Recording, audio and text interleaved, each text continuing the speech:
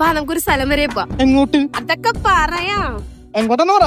അതൊക്കെ പറയാം. എന്തിനാണ് നിന്നെ ഞാൻ ഇവിടെ കൊണ്ടുവന്നത്? നല്ല അടിപൊളി അറബിക് ഡിഷസ് കഴിക്കാൻ. അതിൽ ഞങ്ങൾ ആദ്യം വാങ്ങിയ ഷവർമ ലവേഴ്സ് തീർച്ചയായും കഴിച്ചു നോക്കേണ്ട ഒന്നാണ് ഈ പാനിപൂരി ഷവർമ.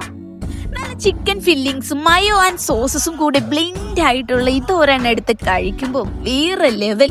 അതുപോലെ തന്നെ നല്ല പോർഷൻ ചിക്കൻ ഫില്ലിങ്സ് വരുന്ന ഷവർമ റോളും അടിപൊളിയാണ്.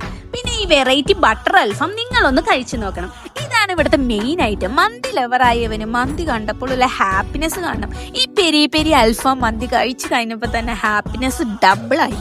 എന്നാൽ ഈ മന്തിക്ക് മേലെ ഒരു ഐറ്റം ഇവിടെയുണ്ട് ഗൈസ്. ഈ മസാല ഇതിന്റെ മേലൊഴിച്ച് മിക്സ് ആക്കി പൂ പോലെ വെന്ത ചിക്കൻ പീസ് എടുത്ത് കഴിക്കണം. എന്റെ മോനെ, കിഡിലെന്ന് പറഞ്ഞ കിഡിലൻ മസാല ഷവായ.